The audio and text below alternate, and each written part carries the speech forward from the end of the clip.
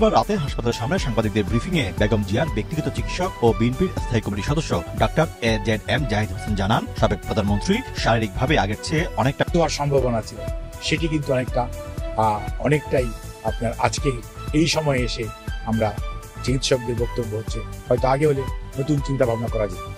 এই অবস্থার মাঝে এখন পর্যন্ত আগামীতে মেডিকেল যে চিকিৎসা অর্থাৎ ওষুধের মাধ্যমে এখানকার বিশেষজ্ঞ এবং কিংস কলেজের বিশেষজ্ঞ ওরা ওনাকে দেখেছেন, ওনার পরীক্ষা করে স্বাস্থ্য পরীক্ষা করে লন্ডন ক্লিনিকে হাসপাতালে প্রায় 17 দিন চিকিৎসা নেওয়ার পর এবার খালদা জিয়া যাচ্ছেন তার ছেলের বাসায় তারেক রহমানের বাসায়। ডক্টর জাহিদ হোসেন বলেন, বৃহস্পতিবার নতুন করে আরো কিছু পরীক্ষা নিরীক্ষা দেওয়া হয়েছে, শুক্রবার সেই সব রিপোর্ট পাওয়া গেলে খালদা জিয়ার ছুটি হতে পারে। এছাড়া তিনি আরো বলেন, গত 17 দিন বেশ কিছু পরীক্ষা নিরীক্ষা করানো হয়েছে, 2-1টি রিপোর্ট এখনো আসেনি, কয়েকটি পরীক্ষা এখানে হয় নাই, সেগুলো বাহির থেকে করাতে হবে, মানে বিদেশ থেকে আবার করাতে হবে। খালদা জিয়া আগের থেকে শারীরিকভাবে ভালো আছেন। খালদা জিয়ার লিভার ট্রান্সপ্লান্ট করার বিষয়ে এখনো সিদ্ধান্ত আসা যায়নি জানিয়েছেন তিনি। বলেন, ওনার লিভার ট্রান্সপ্লান্ট করার বিষয়ে এখনো সিদ্ধান্ত আসা যায়নি।